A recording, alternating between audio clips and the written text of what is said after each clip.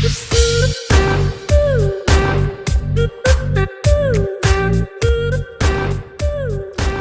everybody, how are you?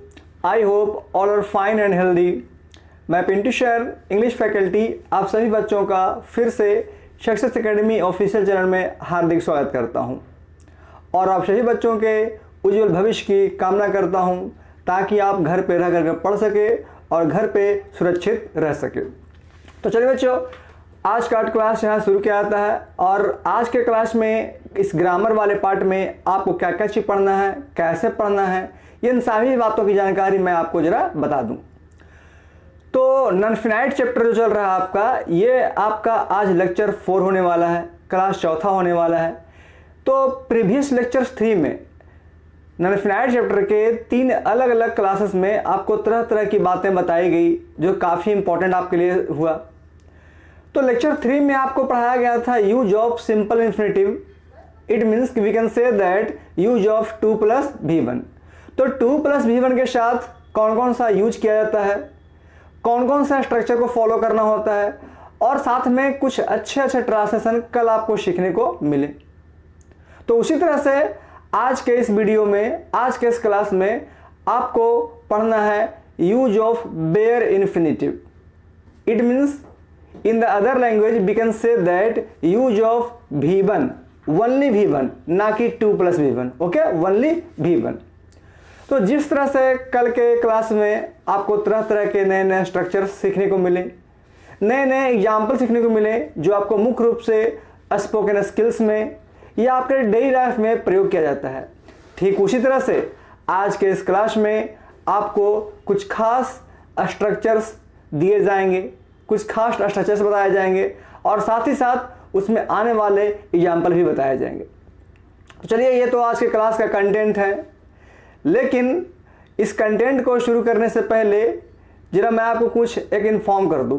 आप सभी students के लिए एक छोटा सा नोटिस है, उस नोटिस को मैं आपको पहले ही बता देना चाहता हूं, अभी बता देता हूं ताकि आप लोग केयरफुल हो जाएं और इस नोटिस को ध्यान दें। जैसा कि बच्चों, आपको पिछले जब से मैंने ऑनलाइन क्लासेस शुरू किया तो अल्टरनेट आपको 2 क्लास, एक बुक का और दूसरा ग्रामर का, ये दोनों पार्ट आपको मिलता जा रहा है डेली, एक्सेप्ट संडे। संडे को छोड़कर आपको प्रतिदिन 2 क्लास दिया गया, एक ग्रामर का और दूसरा बुक का। तो ग्रामर वाले पार्ट में भी आपने बहुत कुछ सीखा और बुक वाले पार्ट में भी बहुत कुछ सीखा, लेकिन आप लोगों के लिए नोटिस ये है कि आज से आपको सिर्फ और सिर्फ एक क्लास ही लिया जाएगा जिसका टाइमिंग रहेगा प्रतिदिन शाम में 5 बजे।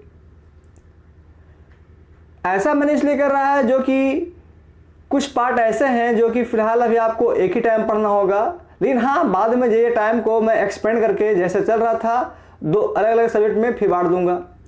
यानी मेरा कहने का मतलब ये हो गया कि आज से आप सभी बच्चे केवल और केवल शाम के 5 बजे का कहीं क्लास करेंगे। इस 5 बजे क्लास में ही क्या करना होगा कि आपको एक दिन ग्रामर पढ़ना होगा और अगले दिन ठीक उसी 5 बजे आपको बुक पढ़ना होगा। यानी कहने का अर्थ ये हो गया कि आपके लिए नोटिस इतना है कि आज से आपका जो 7 o'clock, ठीक है, जो 7 बजे का क्लास था वो फिलहाल कुछ समय के लिए बंद रहेगा और बुक और ग्रामर दोनों पार्ट आपको 5 बजे ही पढ़ाया जाएगा। फर्क सिर्फ इतना रहेगा कि एक दिन ग्रामर तो अगले दिन बुक, फिर एक दिन ग्रामर, फिर अगले दिन बुक। यानी अब आपका क्लास प्रतिदिन शाम 5 बजे अल्टरनेट शुरू होगा, जिसमें से आज आपको ग्रामर पढ़ना है तो कल आपको इसी समय ठीक 5 बजे शाम में बुक पढ़ाया जाएगा। समझ गए? तो ऐसा मैंने क्यों किया, ये कुछ रीज़न है, तो रीज़न बताना यहाँ पर उचित नहीं है, लेकिन जान लीजिए कुछ प्रॉब्लम है जिसके कारण मैं चाहता हूँ कि फिलहाल आप एक ही बैच पढ़ें। तो एक ही बैच में आपको 2 अलग अलग कंटेंट दिए जाएंगे। ऐसा ना समझें आप लोग कि आपको सिर्फ ग्रामर या सिर्फ बुक पढ़ाया जाएगा, आपको दोनों पार्ट पढ़ाया जाएगा। ठीक है? तो बच्चों, ये था आप लोगों के लिए छोटा सा एक नोटिस जिसे आप आई थिंक फॉलो करेंगे। हाँ, मैं जानता हूँ कि जो पढ़ने वाले बच्चे हैं उनको थोड़ा सा तकलीफ होगा कि सर कितना अच्छा आप ऑनलाइन क्लासेस में 2 अलग अलग टाइम में, एक टाइम बुक एक टाइम ग्रामर दे रहे थे तो काफ़ी अच्छा था। चलिए मैं मानता हूँ आपकी बातों को और आपकी बातों को ध्यान में रखूँगा और कोशिश यही रहेगा कि जल्द से जल्द फिर आपके लिए वही 2 टाइम, एक 5 बजे एक 7 बजे शुरू किया जाएगा। लेकिन फिलहाल आज से आपका क्लास सिर्फ और सिर्फ शाम को 5 बजे होगा और अल्टरनेट होगा, मीन्स एक दिन ग्रामर एक दिन बुक, संडे को छोड़ करके। ओके, तो चलिए ये था आपका एक नोटिस जो थोड़ा सा सुनने में आपको दुखद लगा, लेकिन कुछ परेशानियां होती है जो समय के साथ ठीक हो जाती है। तो समय आएगा आपको फिर से क्लास दोबारा मिल जाएगा। तो चलिए यहाँ से शुरू करते हैं यहाँ का लेक्चर 4, जो कि नॉन इनफिनाइट का लेक्चर 4 होने वाला है। यहाँ देखिए आप अपना स्क्रीन पे, आपका अपने स्क्रीन पे दिख रहा है कि लेक्चर 4 का कौन सा पार्ट है जी, चौथा पार्ट, यानी चौथा क्लास, जिसको लेक्चर 4 या क्लास 4 कह सकते हैं। तो आज के इस टॉपिक में आपको क्या पढ़ाना है, इस बात की जानकारी यहाँ पर रेड कलर का जो दिख रहा है आपको पट्टी, उसमें व्हाइट रंग से लिखा हुआ है यूज ऑफ बेयर इन्फिनिटिव। ये आपका कंटेंट मैंने पहले ही लिख दिया जो आपको यहाँ पर शो किया गया है। तो चलिए यहाँ पर देखें ध्यान से पहले कि आज के इस लेक्चर 4 में, आज के इस चौथे क्लास में आपको सिर्फ और सिर्फ एक कंटेंट, ओके, सिर्फ एक कंटेंट जो यहाँ पर मैं रेड कलर के सर्कल में बंद कर रहा हूँ, ठीक है ना, सिर्फ एक कंटेंट आपको आज पढ़ना है जिसका नाम दिया गया है यूज ऑफ बेयर इन्फिनिटिव। आप अपना स्क्रीन पर देख रहे होंगे यूज ऑफ बेयर इन्फिनिटिव, या फिर इसी को हम बोल सकते हैं यूज ऑफ V1। तो बच्चों आप लोगों को स्टार्टिंग किया गया था इन्फिनिटिव, जो कि आपको लेक्चर 2 में लिखाया गया था। इन्फिनिटिव के 2 पार्ट होते हैं। चलिए मैं थोड़ा सा बैकअप में आपको समझा देता हूं, जिन बच्चों का छूट गया होगा उनको बेहतर हो जाएगा, थोड़ा सा समझ में आ जाएगा। इन्फिनिटिव 2 तरह के होते हैं। नंबर 1 सिंपल इन्फिनिटिव, जिसको कि 2 + V1 कहा जाता है, जिसका प्रयोग लेक्चर 3 में आपको काफ़ी अच्छे तरीके से पढ़ा दिया गया, बता दिया गया और समझा भी दिया गया। दूसरा टॉपिक होता है bare infinitive, BARE, bare infinitive, जिसको हम बोलते हैं केवल V1, ना कि 2 + V1, ओके, ओनली V1। तो आज के इस टॉपिक में आपको यही पढ़ना है कि what is the usages of bare infinitive, या फिर ऐसे बोल सकते हैं कि what is the use of V1। तो कल के टॉपिक में, आज के टॉपिक में यही अंतर है कि कल का टॉपिक था आपका 2 + V1 और आज का टॉपिक होने वाला है केवल V1। तो आज के इस टॉपिक में भी आपको कुछ खास और नए नए स्ट्रक्चर्स और उसका एग्जाम्पल आपको सीखने को मिलेगा, जो कि आपको स्पोकन स्किल्स को, आपके डेली लाइफ में बोले जाने वाली भाषाओं को काफ़ी बेहतर बनाने का हेल्पफुल होगा। तो चलिए बच्चों, आज का इस वीडियो के साथ आप अंत तक बने रहें और आज के इस वीडियो के साथ अंत तक बनने के साथ साथ नए नए टेक्निक से ट्रांसलेशन बनाने के लिए सीखें। तो चलिए यहाँ शुरू करते हैं आज का topic use of bare infinitive. तो चलिए यहाँ शुरू होता है आज का आपका क्लास। यहाँ देखें आपके स्क्रीन पे यहाँ पर हेडिंग दिया गया है use of bare infinitive, BARE, bare infinitive, या फिर बेयर इन्फिनिटिव ना बोल करके इसे हम ऐसे ही पढ़ सकते हैं use of V1। It means कि V1 का प्रयोग कहां कहां और किस कंडीशन में किया जाता है। तो चलिए यहां शुरू करते हैं रूल नंबर 1। यहां देखें, यहां सबसे पहले आपका दिया गया है रूल नंबर 1। रूल 1 में जो कि आपको पढ़ना है आज के टॉपिक में क्या, केवल V1 का प्रयोग। तो V1 का प्रयोग कहां कहां हो सकता है और किस कंडीशन में हो सकता है, इस पॉइंट को आज सीखना है आपको। तो पढ़ें जरा रूल नंबर 1 को। Rule 1, bare infinitive, okay, bare infinitive is used with any modal verbs. Bare infinitive is used with any modal verbs, यानी इसका हिंदी हो गया कि किसी भी मॉडल वर्ब के साथ हम बेयर इन्फिनिटिव यानी V1 का प्रयोग कर सकते हैं। अब जरा गौर करें, इस पॉइंट को मैंने तब बताया था जब आपको मॉडल वर्ब चैप्टर पढ़ाया था। जो बच्चे रेगुलर क्लास करते होंगे मॉडल वर्ब में, उन्होंने देखा होगा कि मैं एक छोटा सा स्ट्रक्चर लिखा था कि MV + V1। तो MV मतलब क्या होगा जी, M for model, V for verb. तो मॉडल के बाद हमेशा V1 का प्रयोग होता है, ना कि 2 प्लस V1 का।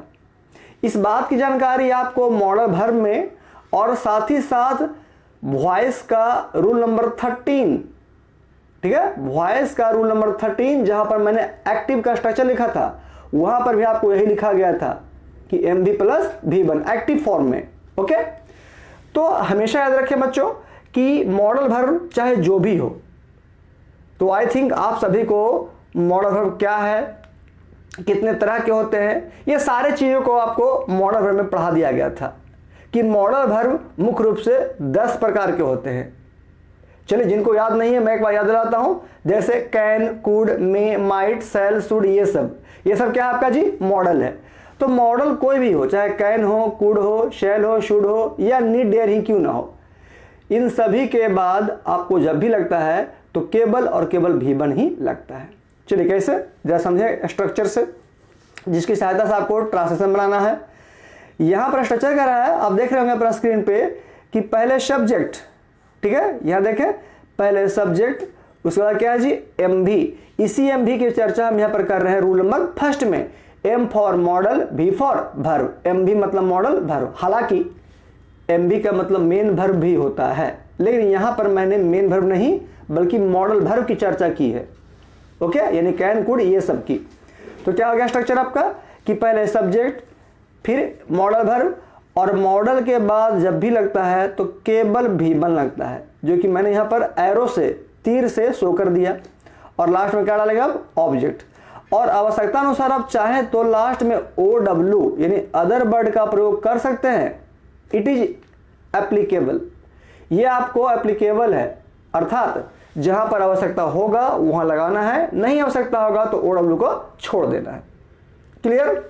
एग्जाम्पल की बात करते हैं, जरा देखें। पहला example, he can. Okay, he can, आपको तुरंत याद आ गया होगा कि पिछले चैप्टर में मॉडल भर में आपको पढ़ाया गया था कैन मतलब शकता है। तो कैन क्या है आपका जी, मॉडल है। तो कैन के बाद क्या लगा, हेल्प।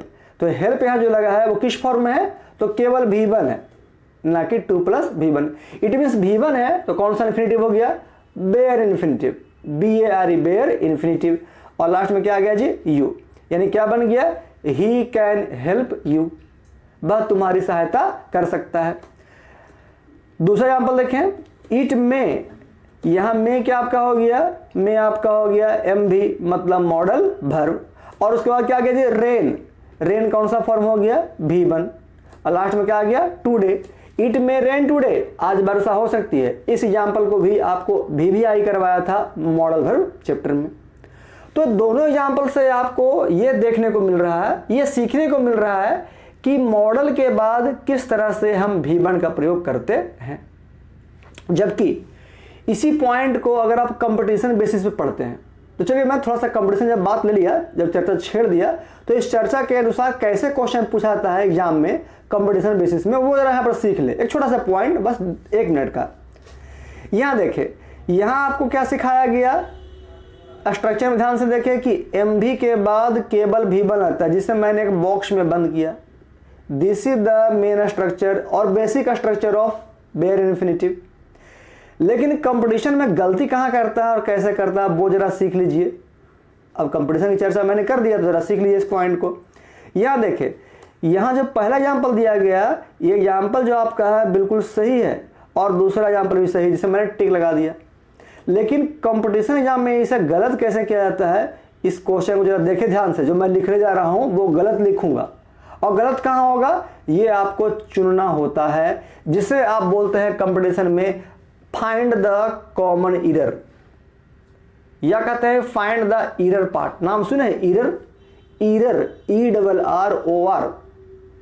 कॉमन एरर का हिंदी होता है सामान्य गलती, उसी बोलते हैं कॉमन एरर्स भी कहते हैं। तो क्या हो जाता है, सामान्य गलतियां। तो सामान्य गलती कंपटीशन के पार्ट का एक बहुत ज्यादा इंपॉर्टेंट हिस्सा है। अगर आपके घर में कोई बड़े भाई बहन या किसी फ्रेंड सर्किल में, कोई रिलेटिव्स में अगर कंपटीशन की तैयारी कर रहे होंगे, तो उनसे पूछिए कि अंग्रेजी में मतलब इंग्लिश में अगर आप सेट मार रहे हो, क्लास कर रहे हो, तो सबसे दिक्कत अगर पहुंचाता है तो वो पहुंचाता है कॉमन एरर। तो कॉमन एरर को कैसे समझा जाए, कैसे पढ़ा जाए, उसका एक छोटा सा एग्जांपल मैं आपको यहाँ पर समझाता हूँ कि कैसे कॉमन एरर के क्वेश्चन को डील किया जाता है, जो सिर्फ और सिर्फ कंपटीशन में पूछा जाता है, ना कि 11th में ना ही 12th में। तो चलिए यहाँ पर चर्चा करते हैं छोटे से क्वेश्चन का, जो कि आपके कंपटीशन एग्जाम का क्वेश्चन होता है। जो क्वेश्चन यहाँ पर दिया गया पहला एग्जाम्पल कि ही कैन हेल्प यू, जो कि बिल्कुल सही है। अब देखिए इस क्वेश्चन को मैं किस तरह से गलत करता हूँ। तो क्या रहेगा क्वेश्चन का बना हुआ जी, देखिए ध्यान से। यहाँ पर पहले रहेगा ही, उसके बाद रहेगा कैन, उसके बाद रहेगा टू, उसके बाद हेल्प और लास्ट में रहेगा यू। दूसरा क्वेश्चन देखें, चलिए पहले पहला क्वेश्चन समझिए, उसके बाद दूसरा क्वेश्चन समझते हैं। यानी क्वेश्चन क्या बन गया, एक नया क्वेश्चन लिख दिया गया आपको कि he can to help you, he can to help you, और इसको दो अलग अलग पार्ट में या 3 या 4 या 5 पार्ट में बांट दिया जाता है। वो कैसे, जरा ध्यान दें। चलिए यहाँ से मैं ही को एक पार्ट में कर दिया, कैन को 2 पार्ट में कर दिया, टू हेल्प को तीसरे पार्ट में और यू को चौथे पार्ट में, और लास्ट में मैं यहाँ पर लिख देता हूँ नो ईरर, ERROR, ये एक पार्ट हो गया। अब जरा ध्यान दें, ही पहला पार्ट नीचे शो कर दिया मैंने, कैन दूसरा पार्ट, टू हेल्प तीसरा पार्ट, यू चौथा पार्ट, नो एरर पांचवा part. This is the basic format of your common error question. Common error का हर क्वेश्चन इसी फॉर्मेट से लिखा रहता है। जब आप किताब में सेट मारेंगे, आपको जब पढ़ाया जाएगा तो इसी फॉर्मेट से, जैसे मैंने यहाँ पर दिया क्वेश्चन, सेम टू सेम यही क्वेश्चन आपको किताबों में पढ़ने को मिलता है। फर्क सिर्फ इतना रहता है कि यहाँ मैंने 5 ऑप्शन दिया, 1 2 3 4 और 5। उस किताब में या फिर जब आप ऑनलाइन एग्जाम देंगे कंपटीशन का, तो वहाँ पर भी आपको 4 ऑप्शन रहेंगे, 1 2 3 और 4, या A B C और D, क्योंकि according to the syllabus of your exam pattern there are only 4 options A B and C D, या फिर 1 2 3 और 4। तो प्रैक्टिस करेंगे तो आपके पास 5 ऑप्शन रहेंगे, A 1 2 3 4 और 5। और जब आप एग्जाम देते रहोगे ऑनलाइन या ऑफलाइन, तो वहां पर आपको 4 ही ऑप्शन देगा, A B C D करके, या फिर 1 2 3 4 करके। तो अंतर क्या आया, कुछ नहीं आया। अंतर यही आया कि जिस पार्ट को मैंने छोटे छोटे पॉइंट में बांटा है, छोटे छोटे पार्ट में बांटा है, उसको थोड़ा सा बड़ा कर देगा और पूरे क्वेश्चन को केवल 4 पार्ट में बांटेगा। लेकिन ये लास्ट का पार्ट देख रहे हैं जिसमें क्या लिखा हुआ है, नो ईरर, इसका मतलब होता है गलती नहीं है। तो इस पार्ट को फिलहाल तो यहां देखें कि ही आपका पहला पार्ट हो गया, कैन दूसरा पार्ट, टू हेल्प तीसरा पार्ट, यू चौथा पार्ट और नो ईरर पांचवा पार्ट। तो करना क्या है कि आपको इस पार्ट को अलग अलग देखना है कि किस पार्ट में गलती हो सकता है। तो जिस पार्ट में गलती होगा उसका सिर्फ नाम लिख देना होता है, या कंप्यूटर पर क्लिक कर देना होता है, या फिर रंग रहे होंगे आप, होता है ना डार्क सर्कल, तो डार्क सर्कल को रेड क्या कर देंगे, डीप ब्लैक कर देंगे। लेकिन पांचवा ऑप्शन जो आपका नो एरर, वो तब अप्लाई करना है जब पूरा क्वेश्चन पूरा सही होगा तब। लेकिन यहां देखें आंसर लिखना कैसे है। जो चलिए यहाँ पर ये जो दूसरा क्वेश्चन के लिए मैंने एरो मारा था, इस एरो को पहले आप जरा काट दें और यहाँ पर लिखते हैं इसका आंसर, कि आंसर लिखना कैसे होता है। तो इसका आंसर सिंपल है, आप सिर्फ पार्ट का नाम लिख दीजिए जिस पार्ट में आपको गलती लगता है, but according to the rules. तो यहाँ देख रहे हैं कि पहला पार्ट ही बिल्कुल सही। चलिए क्वेश्चन आगे बढ़ा जाए। कैन, इस पार्ट में कहीं पर गलती नहीं है, आगे बढ़ा जाए। यहाँ देख रहे हैं टू, यहां पर मेरा गलती पकड़ा गया। कैसे, तो देखिए तो आपको लिखाया गया, यहां देखिए स्ट्रक्चर में जिसको मैंने सर्कल बंद किया, कि मॉडल के बाद हमेशा क्या लगता है V1, और यहां मैंने क्वेश्चन में क्या दिया कि कैन के बाद लगा दिया 2। क्या सही है, नहीं सही है। तो आपका आंसर क्या हो गया जी, आपका आंसर हो गया पार्ट 3rd। तो बस पार्ट 3rd को यहां पर सर्किल में बंद कर देंगे। This is the final answer and this is the correct answer. यही आपका होता है कॉमन एरर। तो चलिए कॉमन एरर की जानकारी तो आपको बाद में कंपटीशन में मिलता रहेगा, वो जहां पढ़ेंगे आप वहां मिलते रहेगा इस तरह के बहुत सारे क्वेश्चन। लेकिन यहां पर एक छोटा सा मैंने समझा दिया कि कैसे क्वेश्चन को कॉमन एरर में डिवाइड किया जाता है और कैसे उसे बनाने का प्रोसेस होता है। तो चलिए मैं आपको पहले ही बता दिया था कि धीरे धीरे आपको कंपटीशन की जो जानकारियां हैं वो आपको देता रहूंगा, ताकि आपका प्रिपरेशन अभी से ही रेडी रहे। इस तरह से आपका रूल नंबर फर्स्ट जो है वो हो गया फिनिश। चलिए आगे आते हैं रूल नंबर 2 की ओर। रूल 2 में कह रहा है कि बेयर इन्फिनेटिव मतलब V1 is used with dare plus not और नीड प्लस नॉट। ये दो मीनिंग भी आपको मॉडल वर्ब चैप्टर में पढ़ाया गया था। कब? जब मॉडल का एक लास्ट टॉपिक मार्जिनल वर्ब पढ़ाया गया था तब। आपको याद होगा कि सबसे लास्ट टॉपिक था मार्जिनल। आप चाहें तो मॉडल वर्ब का जो सबसे लास्ट टॉपिक है, सबसे लास्ट लेक्चर है, वहां पर इसकी जानकारी हासिल कर सकते हैं अगर किन्हीं का छूट गया है या भूल चुके हैं तो। यहां क्या लिखा गया रूल में कि डेयर प्लस नॉट, ध्यान दीजिएगा सिर्फ डेयर नहीं, डेयर के साथ नॉट लगना चाहिए या नीड के साथ नॉट लगना चाहिए। तो डेयर प्लस नॉट या नीड प्लस नॉट, नॉट रहना चाहिए, ध्यान दीजिएगा। ओके, तो डेयरंट या नीडंट इसको लिख सकते हैं क्योंकि नॉट का शॉर्ट फॉर्म क्या होता है जी, NT मतलब N प्लस ऑफिस T। तो डेयर नॉट बोले चाहे डेयरंट बोले, नीड नॉट बोले या नीडेंट बोले, बात आपका एक ही है। तो चलिए मैं आपको यहाँ पर लिख दे रहा हूँ, कन्फ्यूजन ना हो इसलिए जरा समझ लीजिएगा कि डेरंट को इस तरीके से भी लिखा जाता है। ये क्या हो गया, डेरंट। और बाकी बात रहा नीड का, तो इसको क्या लिखेंगे जी, नीडंट। ये हो गया शॉर्ट फॉर्म। उसी का फुल फॉर्म मैंने यहाँ पर स्क्रीन पर लिख दिया कि डेयर नॉट और नीड नॉट के साथ जब भी लगता है तो केवल और केवल V1 का प्रयोग होता है, अर्थात बेयर इन्फिनेटिव का होता है। कैसे? तो जरा एग्जाम्पल से देखा जाए। चलते हैं आगे पेज की ओर। यहां देखें, यहां सबसे पहले देखना है आपको स्ट्रक्चर। तो यहां पर मैंने दो अलग अलग स्ट्रक्चर लिखा है, नीड का अलग और डेयर का अलग।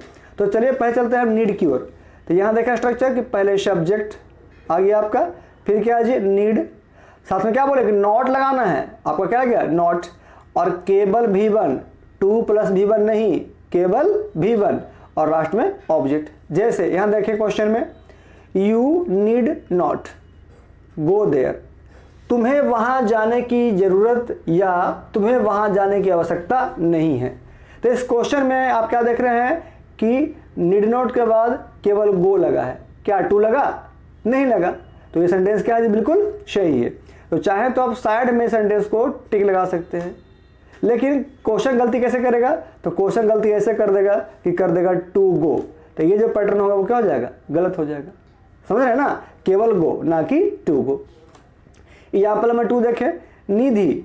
Okay, Nidhi need not work hard, Nidhi को कठिन काम करने का या कठिन परिश्रम करने की आवश्यकता नहीं है, या बोल सकते हैं कि निधि को हार्ड वर्क करने की जरूरत नहीं है।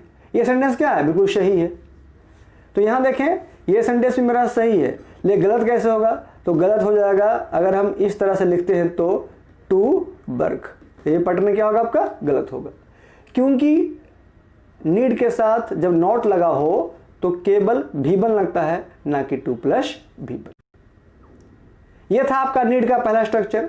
अब चलिए बढ़ते हैं डेयर की ओर कि डेयर का स्ट्रक्चर क्या हो सकता है।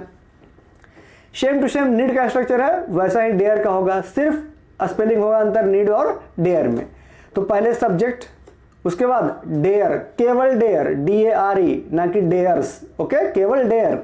और इस बात को कैसे यहाँ पर डेयर लगा ये मैं आपको मॉडल वर्ब में समझा चुका हूँ, पढ़ा चुका हूँ। तो जिन बच्चों को नीड के साथ नॉट क्यों लगा, नीड में S क्यों नहीं लगा और डेयर में S क्यों नहीं लगा, ये बात की जानकारी आप मॉडल वर्ब के सबसे लास्ट लेक्चर से ले सकते हैं। तो क्या हो गया, subject plus dare plus not plus V1, केवल V1 ना कि 2 प्लस V1 और प्लस ऑब्जेक्ट। जैसे एग्जाम्पल लें, बरून, ठीक है, बरून डेयर नॉट, तो क्या लगेगा जी, डेयर प्लस नॉट। यहां हम नीड नॉट भी लिख सकते थे, लेकिन स्ट्रक्चर किसका है, डेयर का, तो डेयर का यूज कर दिए कि बरून डेयर नॉट कम हेयर। देख रहे क्या है, कम आपका केवल V1 है। तो ये जो पैटर्न आपका है बिल्कुल क्या है, सही है। इसी में कर देंगे टू कम हेयर, तो देखने में पढ़ने में सही लगेगा कि to come here, but grammatically structure से टू कम हेयर क्या होगा, गलत होगा। तो करना क्या होगा कि टू को से हटा देना होगा। इसी पॉइंट को आपको 12th के एग्जाम में जब फाइनल एग्जाम आपका होगा बोर्ड का, तो फिल इन द ब्लैंक्स आएगा भरने के लिए। जैसे यहां देख लीजिए क्वेश्चन नंबर 2 कैसे भरने के लिए पूछता है। जो देखिए एग्जाम्पल नंबर 2 यहां करा बादल, ओके, बादल डेयर नॉट, और यहाँ देखिए जो dot dot dot dot dot dot इस तरह से खाली स्थान रहेगा पबजी। क्वेश्चन क्या हो गया? क्वेश्चन हो गया कि बादल डेयर नॉट खाली स्थान पबजी, और बगल में आपके पास दो ऑप्शन रहेंगे और उसके अलावा दो ऑप्शन एक्स्ट्रा गलत रहेंगे।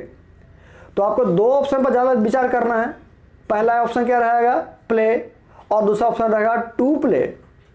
बाकी प्लेड या प्लेइंग रह सकता है, या हो सकता है नन ऑफ दीज रहे, लेकिन दो ऑप्शन जरूर रहेगा। एक रहेगा प्ले V1 ग्रुप में और दूसरा रहेगा टू प्ले 2 + V1 ग्रुप में। यानी एक रहेगा सिंपल इन्फिनेटिव, एक रहेगा आपका वेर इन्फिनेटिव। तो यहाँ देखें कि चलिए इसको हम ऑप्शन ले लेते हैं, बगल में लिख देते हैं क्लियरली आपको ऑप्शन। पहला ऑप्शन हो गया प्ले और दूसरा ऑप्शन क्या लिखेंगे जी? आप लिखेंगे टू प्ले। तो यहाँ पर क्या देखेंगे कि आपको टू प्ले अगर लिखते हैं तो देखने में सही लगेगा। तो क्या पढ़ेंगे आप कि Badal dares not to play PUBG. तो देखने में सही है लेकिन स्ट्रक्चर क्या हो जाएगा? गलत हो जाएगा। तो आप सही से क्या भरेंगे? आप सही भरेंगे प्ले को, जिसको मैं यहाँ पर अंडरलाइन कर देता हूँ। तो क्या बन गया आंसर कि बादल डेयर नॉट प्ले पबजी, यानी बादल को पबजी खेलने की हिम्मत नहीं है या बादल को पबजी खेलने के साहस नहीं है। This is the rule number 2। अब बढ़ते हैं हम रूल नंबर 3 की ओर कि रूल 3 क्या कहता है कि किस तरह से हम बेयर का प्रयोग कर सकते हैं। यहाँ देखें रूल 3 जो कि आपका काफ़ी VVI टॉपिक है, इसलिए इसको आप पहले अपने कॉपी पे लिख लेंगे, इसको नोट कर लेंगे कि rule number 3 is the VVI rule of bare infinitive. नियम क्या कहता है कि वेयर इन्फिनेटिव मतलब V1 is used with let plus object.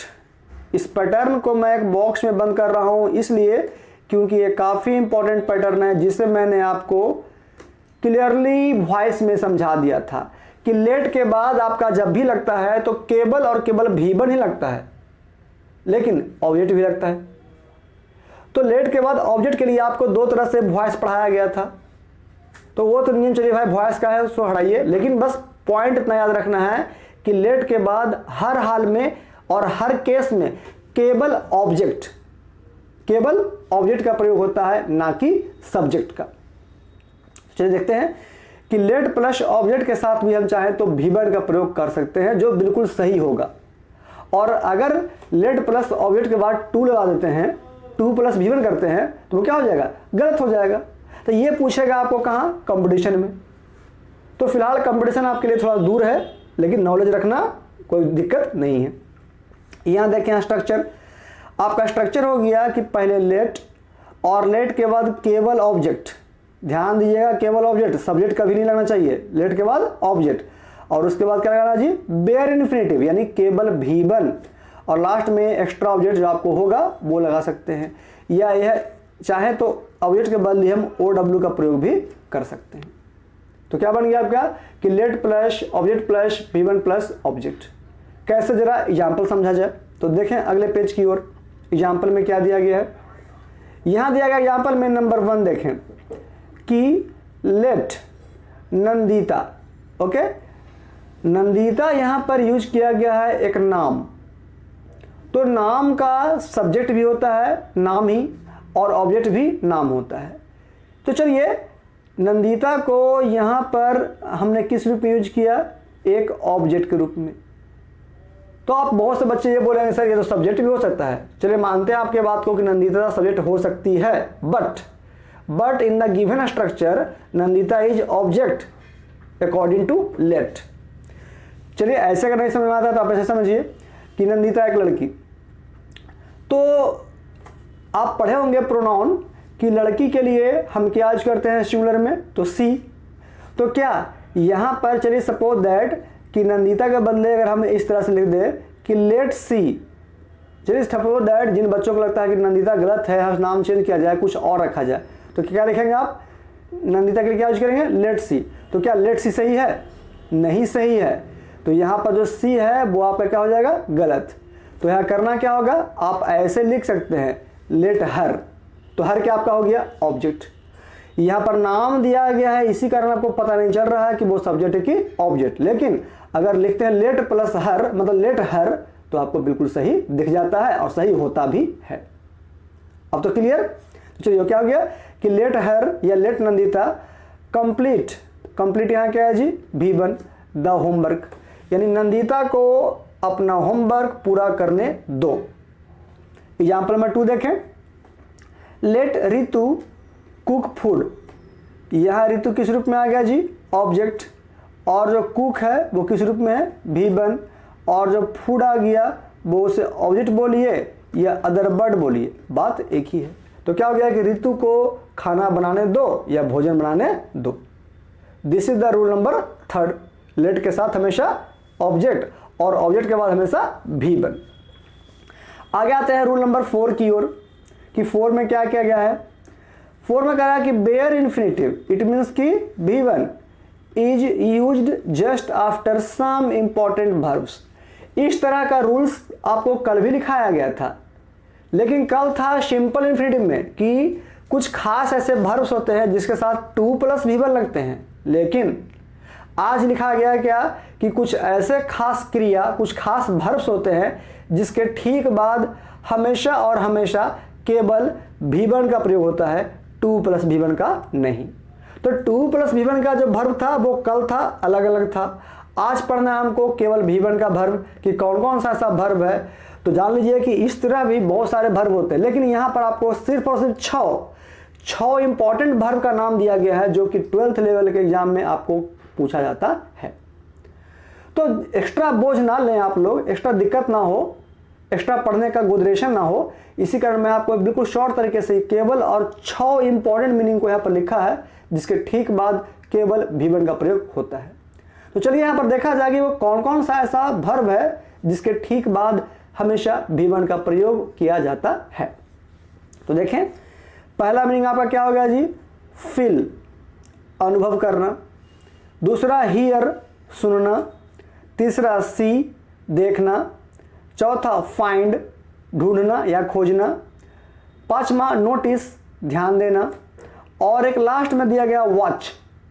तो वॉच मतलब यहाँ पर एक घड़ी नहीं, वॉच का 2 अर्थ होता है बच्चों, समझ लीजिए। वॉच स्पेलिंग सेम चलेगा, WATCH। अगर वॉच का प्रयोग करते हैं नाउन के रूप में तो वॉच मतलब क्या होगा, घड़ी जो आप पहनते हैं हाथों में या दीवार घड़ी। लेकिन वॉच का प्रयोग अगर हम करते हैं वर्ब के रूप में, क्रिया के रूप में, तो वॉच मतलब देखना भी होता है, ध्यान देना भी होता है, देखभाल करना भी होता है। तो यहाँ पर क्या दिया गया, वर्ब ना कि नाउन। तो नाउन मतलब घड़ी, और अगर वॉच का प्रयोग करते हैं वर्ब में तो देखना, ताकना, घूरना या देखभाल करना भी होता है, ध्यान रखना भी होता है, नज़र रखना भी होता है। बहुत सारे हिंदी होते हैं। तो यहाँ पर जो 6 मीनिंग दिया गया है, तो ध्यान दें, दिए गए 6 मीनिंग का जो भी वर्ब फॉर्म हो, चाहे V1 में हो, V2 हो, V3 हो, V4 हो या V5 हो, ठीक है, तो इन सभी के साथ जब भी लगता है तो केवल V1 लगता है। इस पॉइंट को याद रखेंगे।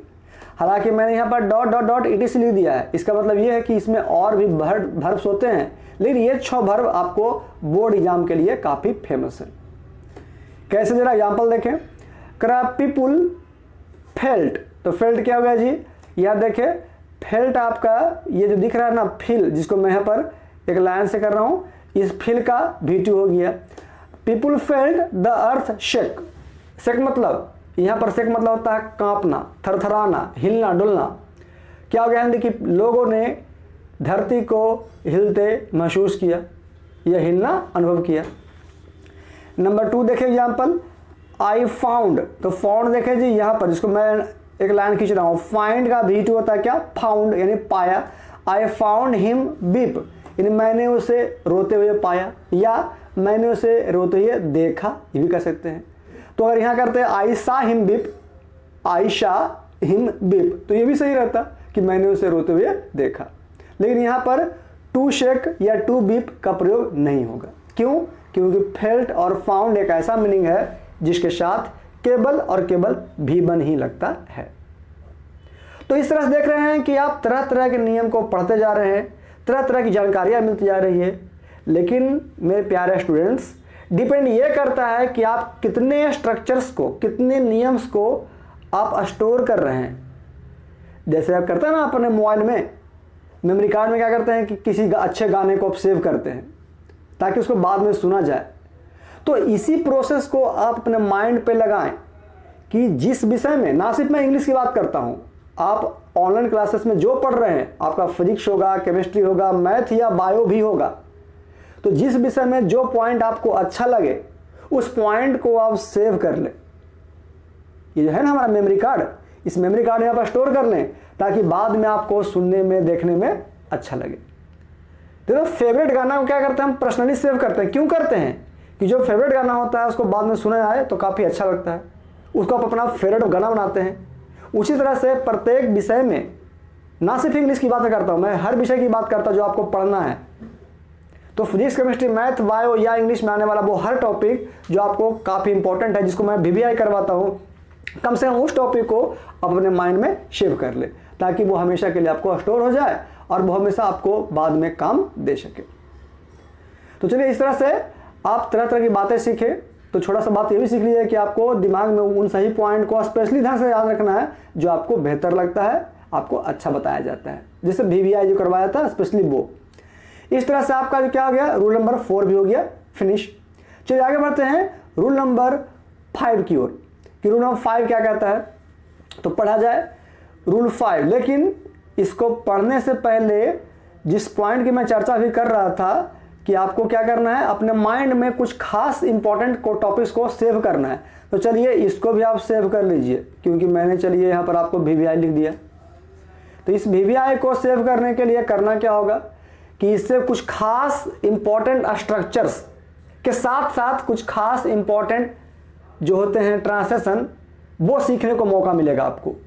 और ये चीज़ आप बखूबी अपने फ्रेंड सर्किल में, अपने परिवार में यूज करते हैं, बस आपको ये एहसास नहीं होता है कि ये स्ट्रक्चर किस चैप्टर से निकाला गया है और इस चैप्टर का मेन बेसिक स्ट्रक्चर क्या होता है।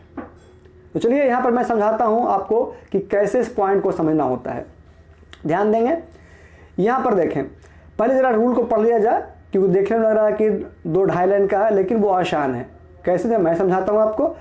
बेयर इन्फिनिटिव इज यूज्ड, यानी बेयर इन्फिनिटिव का प्रयोग किया जाता है जस्ट आफ्टर, ठीक बाद।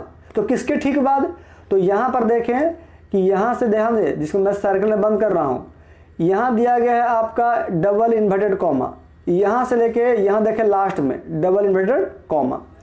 ये दोनों डबल इन्वर्टेड कॉमा के अंदर या इन दोनों डबल इन्वर्टेड कॉमा के बीच में वो सारा मीनिंग दिया गया है जिसको आपको याद रखना है। मीन्स कि ये 6-7 मीनिंग जो यहाँ पर दिया गया है, उस मीनिंग को आप याद कर ले तो समझिए आपका रूल नंबर 5 VVI जो है कंप्लीट। कैसे, जरा ध्यान दें। लिखा गया कि bare infinitive is used just after, तो किसके किसके बाद, तो पहला मीनिंग हो गया हैड बेटर, जिसको मैंने अंडरलाइन किया, हैड सूनर, यहाँ भी अंडरलाइन किया, हैड रेदर तीसरा, वुड सूनर चौथा, वुड रेदर पांचवा, सूनर देन छठा, और एक लास्ट रेदर देन सातवां। फिर से सुन लीजिए मेरी बातों को, आप स्क्रीन पर देखें और मेरी बातों को ध्यान से सुने। अगर किसी सेंटेंस में दिया गया 7 मीनिंग, कोई खास 7 मीनिंग, कौन सा मीनिंग, पहला हैड बेटर, दूसरा हैड सूनर, तीसरा हैड रेदर, चौथा वुड सूनर, पांचवा वुड रेदर, छठा सूनर देन, और एक लास्ट 7वां रेदर देन। इन सभी के बाद जब भी आप लगाएंगे तो केवल और केवल V1 ही लगाएंगे, ना कि 2 + V1। अब इसमें क्वेश्चन कैसे बनता है ये मैं आपको समझाता हूं एक एग्जाम्पल की सहायता से। लेकिन उससे पहले आप बच्चों के मन में यह रहा होगा कि सर आप ये जो 7 लिखे में नहीं, जरा इसका हिंदी बता देते तो बड़ा अच्छा होता। मैं समझ रहा हूं कि आप क्या पूछना चाह रहे हैं, तो चलिए आपको पूछने से पहले मैं आपको समझाता हूं कि ये 7 मीनिंग जो दिया गया है उस 7 में से कोई भी मीनिंग यूज किया क्यों ना जाए। इस 7 का एक ही मीनिंग होता है जो मैं यहाँ पर लिख दे रहा हूँ कि अच्छा होता। क्या हो गया, अच्छा होता, यही मीनिंग होता है इस 7 का हिंदी। तो हैड बेटर हो, हैड सूनर हो, या 7 में से कोई भी मीनिंग हो, इसका हिंदी क्या लिखेंगे आप, अच्छा होता। तो इस मीनिंग को आप अपने दिमाग में सेट कर लें कि ये 7 मीनिंग का हिंदी क्या होता है जी, अच्छा होता।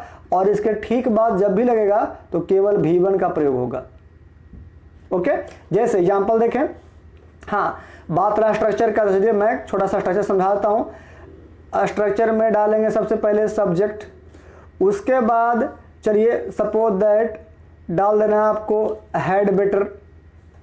हालांकि आप चाहें तो यहाँ पर हैड बेटर के अलावे 7 मीनिंग में से कोई भी, अब मैं शो करता हूँ 7, ये 7 में से कोई मीनिंग आप यहाँ पर यूज कर सकते हैं। उसके बाद आपका रहेगा V1, उसके बाद रहेगा आपका ऑब्जेक्ट। लेकिन चाहे तो सेंटेंस को और लंबा करना हो तो 2 अलग अलग V1 का प्रयोग भी किया जा सकता है। तो चलिए देखते हैं कैसे। एग्जाम्पल नंबर 1 देखें, यू हैड बेटर, देखिए क्या किया, had better.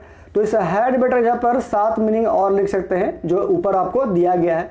You had better come now, ना कि टू कम, केवल कम नाउ।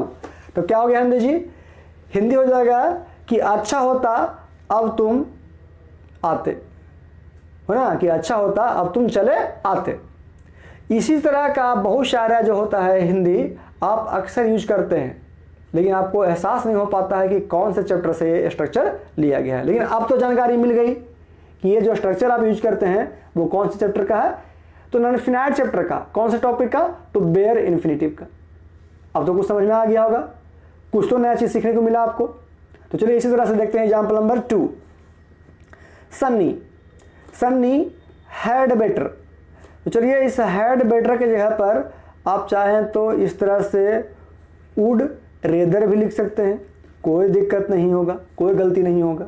तो क्या हो गया कि सनी वुड रेदर गो क्या हो गया, V1, देन स्टे।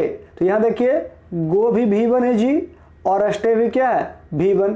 अभी मैं क्या चर्चा किया कि भर्व की संख्या 1 हो या भर्व की संख्या 1 से अधिक हो, जितना भी भर्व लगाना है लगा सकते हैं, लेकिन केवल और केवल V1 के रूप में रहना चाहिए। ओके, केवल V1 के फॉर्म में। देखिए जैसे पहला एग्जाम्पल फिर से देख लें, यहां जब पहला में दिया गया कम, यहां क्या है, V1। यहां देखिए दूसरा में गो, ये क्या है, V1। और बाद में देखिए स्टे, ये भी क्या है, V1। तो पहला एग्जाम्पल में आपको एक ही भर्व यूज किया गया जो V1 था, और दूसरा एग्जाम्पल में 2 अलग अलग भर्व यूज किए गए, ये दोनों भी क्या है जी, आपको V1 ही है, एक गो एक स्टे। बात रहा हिंदी का, तो चलिए एक बार पहले पढ़ लेते इंग्लिश में, फिर हिंदी करता हूं मैं। क्वेश्चन हो गया आपका एग्जाम्पल में क्या कि शनी हैड बेटर या Shani would rather go than stay here. ठीक है, हिंदी क्या करेंगे कि शनि को वहां जाने की अपेक्षा यहां रुकना अच्छा होता, या फिर ऐसे बोल सकते हैं कि अच्छा होता कि शनि जाने के बजाय रुक जाता।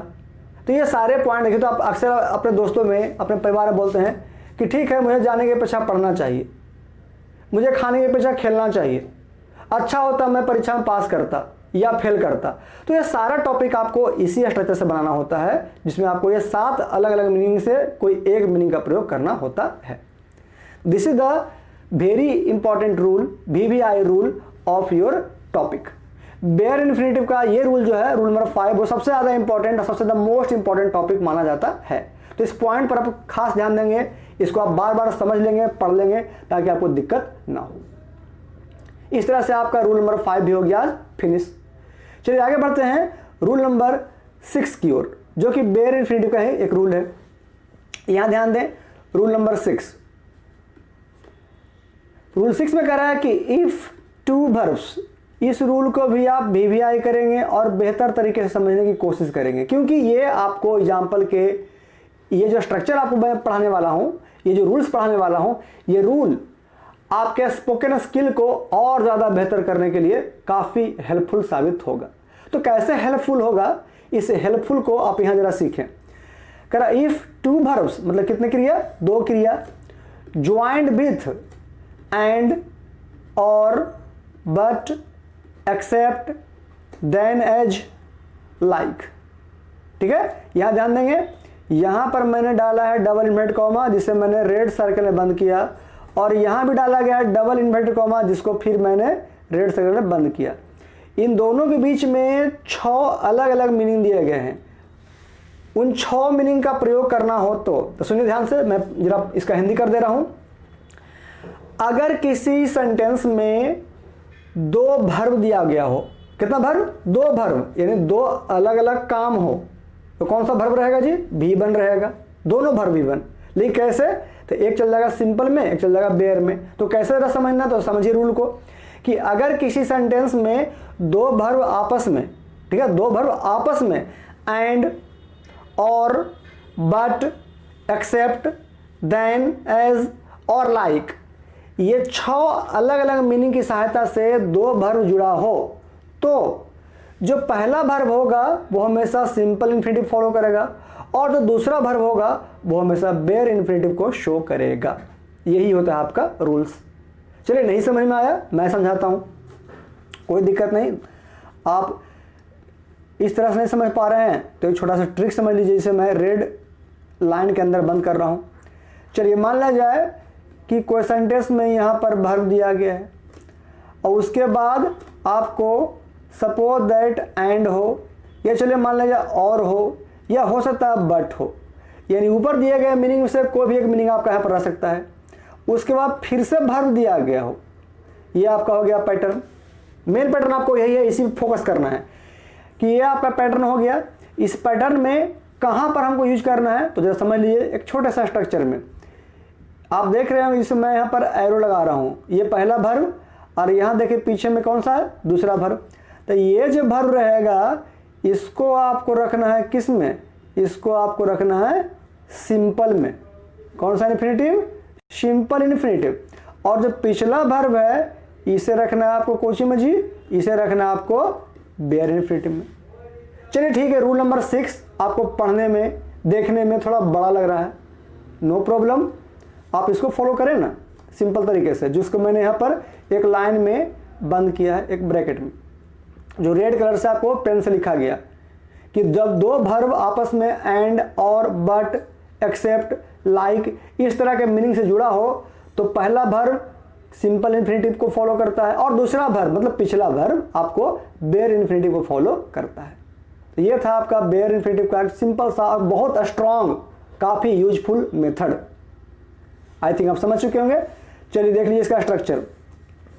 यहाँ पर स्ट्रक्चर क्या फॉलो करना है, तो पहले सब्जेक्ट और उसके अकॉर्डिंग ए भी मतलब एक्जुलरी वर्ब, और अगर एक्जुलरी वर्ब शो करना है और अगर वो फॉलो करता है टेंस का रूल, तो यहाँ पर देखें जिसको मैं डीप रेड से अंडरलाइन कर रहा हूँ, V1 से V5, तो ये आपका मेन वर्ब रहेगा क्वेश्चन पहले से, इसकी चर्चा नहीं कर रहा हूँ मैं, ये आपको टेंस को फॉलो करता है। ये क्वेश्चन में रह भी सकता है और नहीं भी रह सकता है, लेकिन यहाँ देखें 2 + V1 ये जो हो गया आपको शो करता है किसको जी, सिंपल को। फिर क्या करा, एंड जुड़ गया एंड से, उसके बाद क्या दिया गया V1, तो ये जो V1 हो गया आपको शो करता है बेयर से, और लास्ट में ऑब्जेक्ट। ये हो गया आपका फाइनल स्ट्रक्चर। तो समझ लीजिए फिर से एक बार जरा अगला पॉइंट को, शायद दिक्कत हो रहा हो तो दिक्कत को कन्फ्यूजन ना रखें। इसको देखें जिसको मैंने लंबे लाइन से अंडरलाइन किया, AB + MV का V1 से लेकर ... V5, ये डिपेंड करता है आपके टेंस के स्ट्रक्चर को। तो जैसा टेंस का पैटर्न रहेगा वैसा हम यूज करेंगे। यहाँ पर मॉडल वर्ब के, सॉरी मॉडल नहीं, एक्जुलरी के साथ कौन सा सहायक क्रिया लगाना है, V1, V2, V3, V4, V5, वो टेंस पर डिपेंड करता है। लेकिन आप यहाँ ध्यान दें, इस स्ट्रक्चर जिसको मैं एक लाइन से घेर रहा हूँ, बस उसको ध्यान देना आपको। यहाँ ध्यान दें, यहाँ पर एक लाइन दिया मैंने, डीप लाइन जो वर्टिकल लाइन है, और वहाँ से लेकर लास्ट तक आपको मेन ये सीखना है कि पहला वर्ब सिंपल, दूसरा वर्ब बेयर। कैसे जो एग्जाम्पल देखें, यहाँ पर कह रहा है कि ही वांट्स, वह चाहता है, तो देखें तो यहाँ पर जो एस लगा वांट में एस, ये डिपेंड करता है टेंस का रूल फॉलो करता है। तो इसको हमको नहीं सीखना, ये आप सीख चुके हैं टेंस में, मैं आपको सिखा चुका हूँ। यहाँ देखें टू कम, तो कम मतलब V1 है जी, और किससे जुड़ा हुआ है, एंड से जुड़ा हुआ है। टॉक, टॉक भी यहाँ V1 और यहाँ क्या आ गया, यहाँ आ गया 2 + V1, लास्ट में क्या है, टू मी। यानी इसको पूरा पढ़ा जाए तो क्या बन गया कि he wants to come and talk to me, यानी वह मेरे पास आना चाहता है और मुझसे बात करना चाहता है। तो आना और बात करना, ठीक है, आना और बात करना, कितना वर्ब, 2 वर्ब आपस में एंड से जुड़ा हुआ है। तो पहला कौन सा वर्ब पहले आएगा तब बात करेगा, कि पहले बात करेगा तब आएगा। तो इस सेंटेंस के अनुसार पहले आना तब बात करना, तो आना पहला वर्ब इसलिए 2 + V1, और बात करना दूसरा वर्ब इसलिए केवल V1। क्लियर। अब आइए रूल एग्जाम्पल नंबर 2 की ओर। यहाँ पर 2 में कह रहा है कि यू लाइक, मतलब तुम पसंद करते हो। क्या चीज़ पसंद करते हो? टू गो एंड प्ले, मतलब जाना और खेलना। क्या खेलना? क्रिकेट। तो यहाँ देख रहे हैं कि तुम जाना, ठीक ना, और क्रिकेट खेलना लाइक करते हो, पसंद करते हो, यानी तुम जाना और क्रिकेट खेलना पसंद करते हो। तो यहाँ पर क्या होगा कि पहले जाना तो 2 + गो, और खेलना तो केवल गो, केवल प्ले। तो इस तरह से देख रहे हैं कि दो अलग अलग वर्ब के लिए पहला वर्ब टू के साथ और दूसरा वर्ब केवल भी के साथ प्रयोग किया जाता है। This is the rule number 6। चलिए कुछ और जानकारी लेते हैं, आगे बढ़ते हैं। यहाँ पर इसका दूसरा स्ट्रक्चर, फिर से जरा बैक पेज पर आ जाइए। रूल 6 का 2 अलग अलग स्ट्रक्चर होता है, तो एक स्ट्रक्चर यहाँ पर लिख दिया मैंने। अब देखिए रूल 6 का दूसरा स्ट्रक्चर। तो दूसरा स्ट्रक्चर क्या है जी? यहाँ देखें कि देयर प्लस ए भी प्लस नाउन। जैसे ही मैंने देयर लिखा होगा तो आपको तुरंत वॉइस याद आ गया होगा कि सर वॉइस में आप देयर का नियम पढ़ा चुके हैं। और सही बात, आपने बिल्कुल सही सोचा, बिल्कुल सही याद किया कि वॉइस में आपको देयर का प्रयोग अच्छे तरीके से पढ़ा दिया गया है। तो इस वॉइस को, टॉपिक को आप चाहें तो नॉन इनफिनाइट चैप्टर, ठीक ना, नॉन इनफिनाइट चैप्टर की सहायता से भी समझ सकते हैं। कैसे? तो जरा देखा जाए। देयर प्लस ए भी प्लस नाउन, प्लस क्या आ गया? 2 + भी1। ये पहला पैटर्न जुड़ा हुआ किससे जी? यहाँ बट से जुड़ा हुआ है, जिसको हम प्लस की साइन से शो कर दिए। और लास्ट में क्या आ गया? केवल भी1। तो ध्यान देंगे, ये जो पैटर्न आपका हो गया, ये कौन सा इन्फिनेटिव है? ये आपका है सिंपल। और यहाँ देखें, ये कौन सा इन्फिनेटिव है जी? तो ये है आपका बेयर। तो बस यहाँ जिसको मैं अंडरलाइन कर बॉक्स में बंद कर रहा हूँ, आप उसे ध्यान देंगे। यहाँ ध्यान दें, जिसको मैं बंद कर रहा हूँ यहाँ से लेकर के यहाँ तक। क्लियर? कि 2 + भी1 प्लस बट प्लस भी1। तो ध्यान दें कि एक भी1 यहाँ पर, जिसको मैं ऊपर दिया रेड कलर से बनाया, यहाँ एक भी1, ये 2 भी1 जिसको मैंने कर्व लाइन से मिला दिया जी।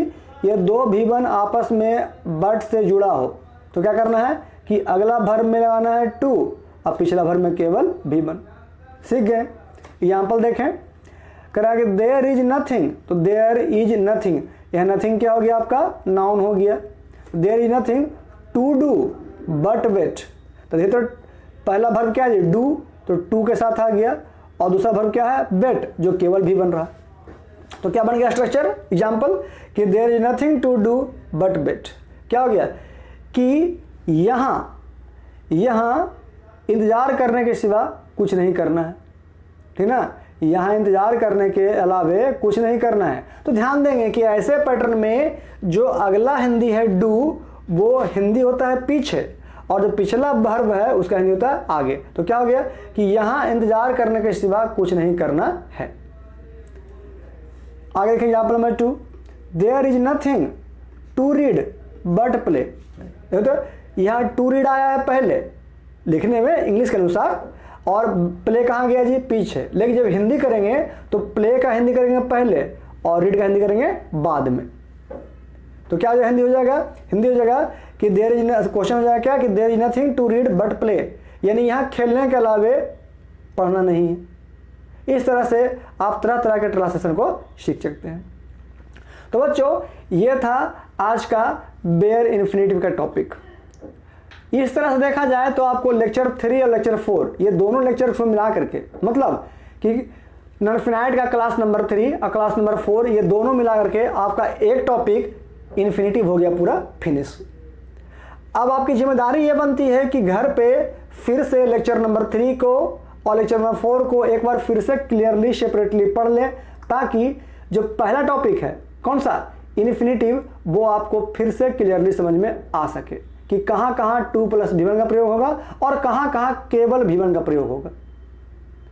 क्योंकि ये टॉपिक आज यहाँ हो गया फिनिश। कल के टॉपिक में क्या पढ़ाना है जरा सुन लें। कल के टॉपिक में आपको जो होगा वो बुक का पार्ट होगा, जैसा मैंने शुरू में आपको बोला, ठीक है। मैं फिर से इस नोटिस को एक बार रिपीट कर देता हूं, जो बच्चे क्लास लेट से ज्वाइन किए हैं उसको भी ये जानकारी मिलनी चाहिए ताकि कंफ्यूजन ना रहे। आज के बाद आपका क्लास केवल और केवल एक क्लास होगा, सिर्फ शाम को 5 बजे। 7 बजे वाला क्लास आज से कुछ समय के लिए, परमानेंटली नहीं, कुछ समय के लिए, ठीक है, ध्यान दें, कुछ समय के लिए यह क्लास बंद रहेगा, 7 बजे वाला क्लास।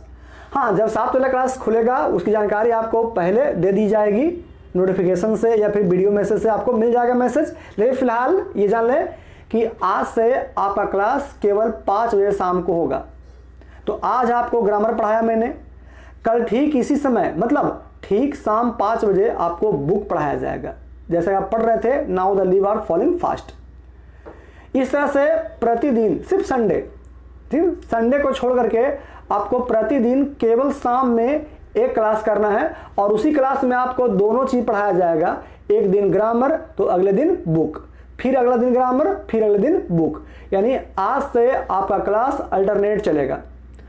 आप सभी स्टूडेंट्स अपने अपने दोस्तों को जो आज का क्लास नहीं अटेंड कर पाए हैं, हालांकि आपको टेलीग्राम से भी मैसेज मिल जाएगा, आपके व्हाट्सएप पे मैसेज चला जाएगा, लेकिन जो बच्चे आज क्लास नहीं कर रहे हैं तो आप सभी स्टूडेंट्स अपने अपने दोस्तों को इन्फॉर्म कर देंगे कि आज से केवल 5 बजे क्लास होगा, 7 बजे क्लास फिलहाल कुछ समय के लिए ऑफ रहेगा।